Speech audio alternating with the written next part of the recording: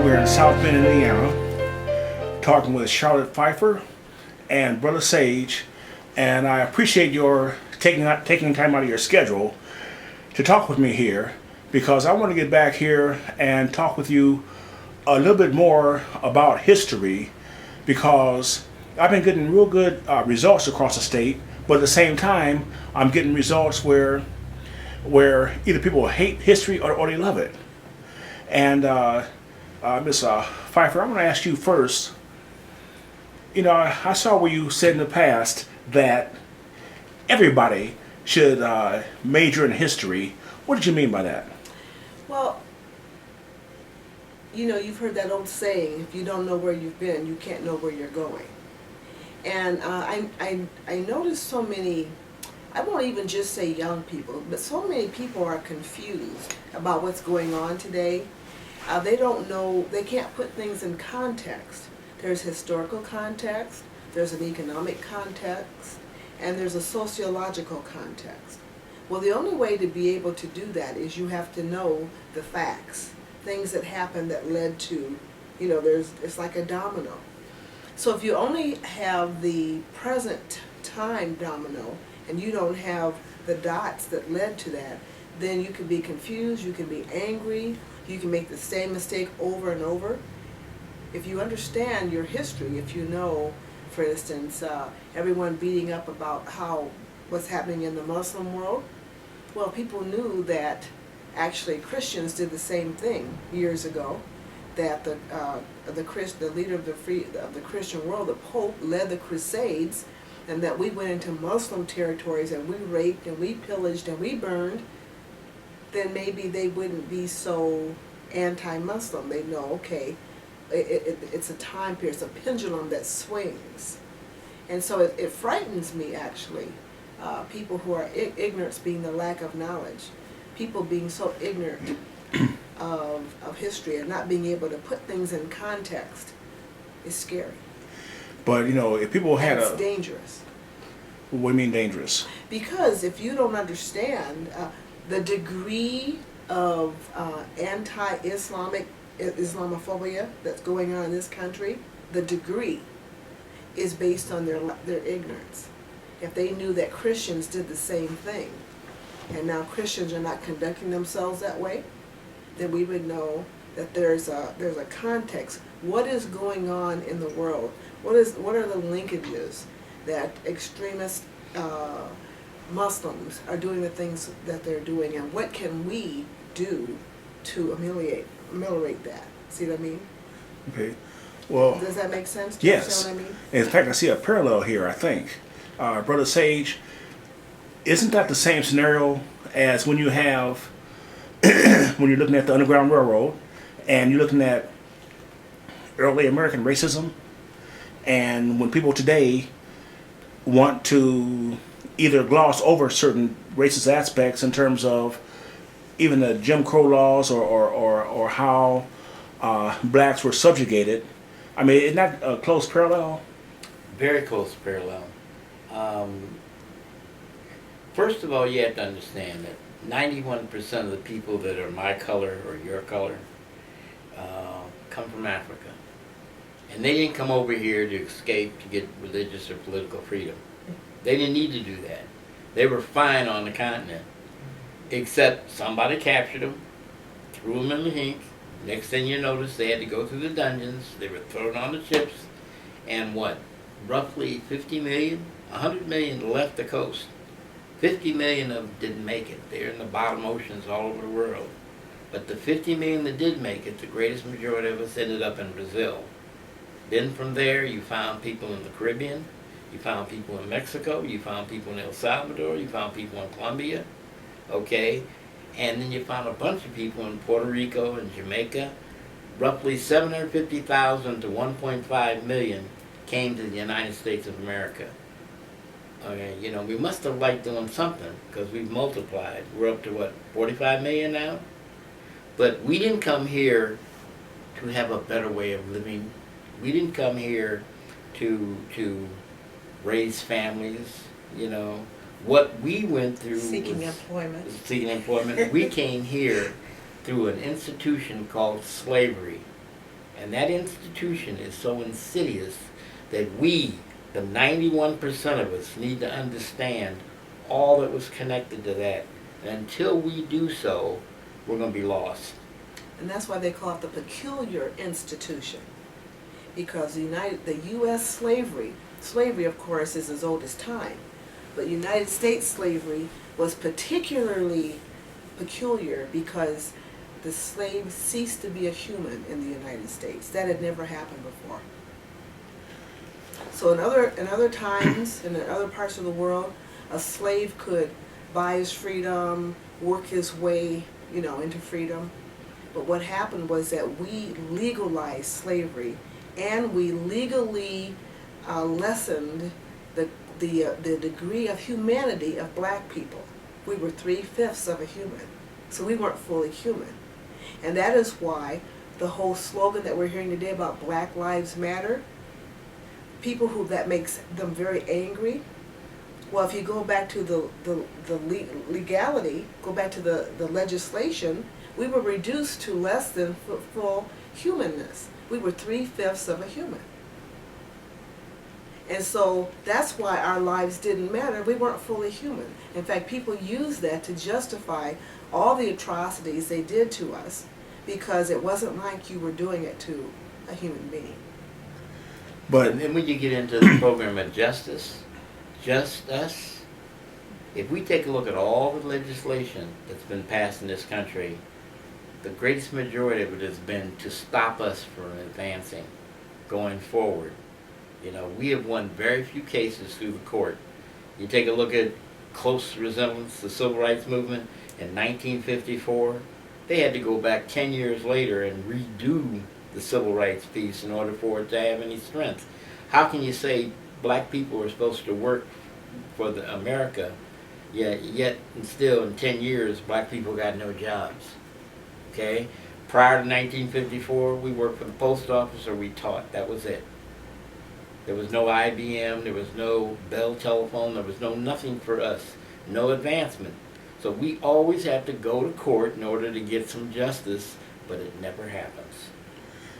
So since so many years have gone by, and people are constantly telling blacks to forget about slavery because it happened so long ago, and that you've had ample time to recover from that. Wrong. Yeah, I was going to mention that I remember reading that Dr. Amos Wilson said that once you experience something, that it's in your DNA, and generations later, it's still active there, only waiting to be re-stimulated. My question is can talking about this here actually put it you mentioned perspective. Mm-hmm. I would think that once you put it on perspective, that we can get past it, or at least better learn from it or mature from it. Well, I even challenge why do we need to get past it? Slavery is an integral part of American history. In fact, American history and black history are the same. You can't study American history without studying black history. It's all together. So I challenge, why do we have to get past slavery? Why do we have to get past World War I? We don't get past World War II. We don't get past Vietnam. we don't get past the Depression. Yeah. We don't get past things. It's a part of our history. It's a part of our DNA. It should be talked about. It should be documented. We should understand it. If you take a look at... But let me just finish. They always want black people to get past something. But no one else has to get past the atrocities that happen to their people. Irish are still talking about the potato famine. Jewish people are still talking about the Holocaust. The Armenians are still talking about the Armenian Holocaust. And they should, because it all shows man's inhumanity to man. That shows that human beings are capable, given certain circumstances, we humans can do inhumane things. And knowing our history, the history of humans, and the things that we do when we're under stress, when we're afraid, is good for us. We need to talk about it all the time. It seems as... Go ahead. The book I would strongly recommend everyone read is The Miseducation of the Negro by Carter G. Woodson. Carter G. Woodson is the father of African American history. And his book was written in 1926. He's the gentleman that was responsible for establishing the Association for the Study of Negro Life and History today, which is called the Association for the Study of African Life and History.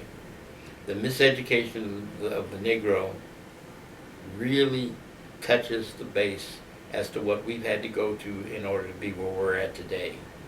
It's still one of the most popular books. But books. that can't be read in isolation, because we also need to read things about, Right. W.E.B. Du Bois, The Souls of Black Folks. Folks. And the whole thing about, and this leads to women, black people, gay people, immigrants, that everyone has to walk around with a double consciousness. How you see yourself, but you also have to deal with how other people see you. And so a woman may be very proud of herself, not have low self-esteem or anything, but any woman who walks around thinking well of herself and only in her own head, and she doesn't take into account how other people see her, is in danger. Because we know the violence, let alone the domestic violence, that women are not safe. Our daughters aren't even safe on college campuses. There's a freshman female indoctrination where men are challenged, especially in fraternities, are challenged to rape or have sex with a certain number of females. So females are on college campuses around this country are raped within the first 30 to 90 days of their freshman year. So any female who isn't conscious of that double consciousness, how she sees herself, but how others see her, is in danger. Same thing with black people, the same thing with gay people. Transgendered women of color are murdered every day. They are the most murdered group of the GLBT community. They're murdered all the time. So any transgendered black female who isn't aware of how she's seen by others is in danger. What is at the root of this resurgence of black hatred? I challenge that it's resurged. It's always been. What's different about today is that it is upfront. With the video, with these little cell phones, people taking pictures, now it's just known. Black people have never been safe in this country, ever. From the moment we set foot on this land, we've been in danger. The only difference is that now people know about it. It's public. That's the only difference. There's no resurgence of violence. It's been going on all along, but now people know about it. It's kind of like the Vietnam War. The Vietnam War was the first war that was televised, and it came into our households. When we sat down to dinner and turned on the television, the Vietnam War was in our homes, and that is what brought about all this outcry and against the Vietnam War. Well, now you sit down for dinner, you turn on the news, and you see police killing black people. They've been killing them all along, but now we know it. Everybody knows it. People can't be in denial. That's the difference. Well, Brother Sage, when you look back at the history of the Underground Railroad, was the violence, I guess the violence was pretty much the same then as, well, different but still the same? Well, we'll make two distinctions. There was the Underground Railroad, and then around after the Emancipation Proclamation, which was a joke, we went through the Jim Crow period. And then all of a sudden, back at the turn of the century, 1900, I can say that because I was born in 1945, even though this is 2015, we had what was known as the Overground Railroad, where massive numbers of black, as a matter of fact, 7.5 million blacks, left the South and came north to escape the oppression of what we experienced on the plantation. So the Underground Railroad, which was horrible, okay? And then the Overground Railroad, which turned out to be horrible because we came into new forms of consciousness, the self-defeatism, the kinds of understanding that even though we could go to Fort Wayne, Indiana and make money and we couldn't in Mississippi or Virginia or North Carolina. We still had to deal with all the subtleties that went with that because we still didn't amount to much of anything. So we have to understand the psychology of all that. When she said earlier the history, the economics, the sociology, I'm going to take it one step further and say the psychology, the chains and images of psychological slavery. Okay? I think we can get into that to understand. We have no knowledge of who we are. We dress up to emulate our oppressors. Okay? We want to be like our oppressors. We want to talk their language. We want to be able to say we work from 9 to 5, go home, drink a beer, watch a football game. Wow, did you... What we need to do is learn how to be at peace with ourselves. So therefore, what we have to do is re-educate ourselves. And the best way to do that is to start talking and to see the value of family and how family in the past has allowed us to come to where we're at today, regardless of what's happening. And that Overground Railroad, when between 7 to 15 million black people left the South, seeking the warmth of other suns. That's a book, by the way. That was caused by, from 1917 to about 1974, between 7 to 15 million people left the South. Well, what happened? They went to war, World War I, World War II, Vietnam. So they went to other parts of the world and they were treated with respect. They had on an American uniform and people treated them like men. And then they came home after fighting to liberate other people, came home and had to sit in the back of the bus. And they were like, I don't think so. And so then they caught the train, the plane, buses, they left because they were no longer, it's kind of, you know, they say once it's hard to keep them down in the rocks once they've been to Paris. They were no longer going to put up with it because they knew there was a better way. And they could not put up with that anymore. And they left. And by the way, that's part of what helped bring the South to its knees. It set the South up for weakness for the 1960s civil rights movement. Because all those black people who worked and literally propped up the South on their backs left. And actually, they even tried to arrest and keep black people because they didn't want us to leave because we did all the work. All the work was done. The Southern economy literally was on the backs of black people. They went to Detroit, they went to Chicago, they went to LA, they went to, you know, all places they left. But now, wasn't that the time period when if blacks hiccuped in public, they might go to jail? That's correct. Or didn't get off the sidewalk. If you saw white people coming and you were on a sidewalk, you had to get on the street. Or if you were sitting in the front of the bus and somebody white got on, you had to go to the back. Mm-hmm. Or you had to drink from a colored fountain. Or, you know, you had to associate with your own.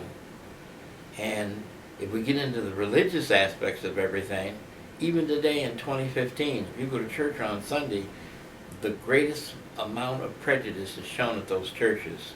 You go to white churches, white religion. You go to black churches, black religions.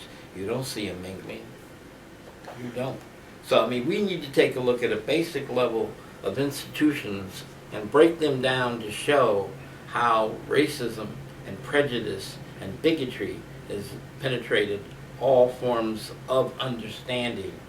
Because once you separate that, boy, we're a remarkable people. We've come a long way to get where we're at. But, you know, before you get to that point, though, when you say that, you know, it's all institutional, when you look back again, I keep bringing this up, at the 1851 Indiana Constitution, when it's written in the Constitution that you don't want blacks here, and you do things to keep blacks out of here, and then decades later, we want to be inclusive, aren't the remnants of that ideology still in the mindsets of white people? Oh, absolutely. And also black people too, to the extent to where I wouldn't think that many conformed to the dictates back then, but somehow we have learned over the years, over the decades, to conform to those dictates so that we know instinctively to not look white people in the eye or get out of their way or to accept the idea that they're right. Right. Well, it wasn't safe. It wasn't safe. And fear. Yeah. We live in fear. We've had to live in fear. We survived through fear. We have a cockroach mentality. We knew how to survive. And we obviously did a good job of it, because if no more than 1.5 million people came to this country, and today there are 45 million people with African descent, we must have done something right. Because we're still here. We're still here. Not only are we still here, but we are here and we are loving and we laugh and we are productive and we are honest and we are decent. So, given all that, why still the animosity towards black people? I mean, Donald Trump a few days ago said that, in making a comment talking about, blacks, if you're concerned with Black Lives Mattering, go back, or if they don't matter here, go back to Africa. Or when politicians say certain racist things, and I've noticed on Facebook that when Fox News or those types say things that's racist, and then let's say when I would come back and make a response to that, I would get attacked by black conservatives defending white people. So how is society going backwards so fast, and what are you all doing to correct that problem? Well, my response to that is, number one, the people who say that are ignorant. Ignorance being the lack of knowledge. And I go back to my original statement. If they knew their history, they wouldn't say things like that. They say it in isolation. And by the way, segregation, which is isolation, is the best way to keep people ignorant. If you keep children, especially little children, separate, and if you grow up in a homogenous community, then you are at the mercy of what people tell you about these other people.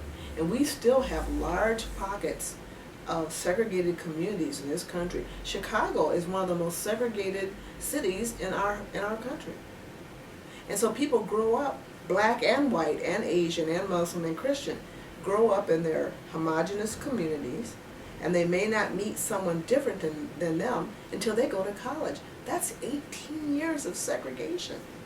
Segregation at the mercy of what the news media flashes and what bigots, maybe bigots that love you, by the way, care about you, tell you.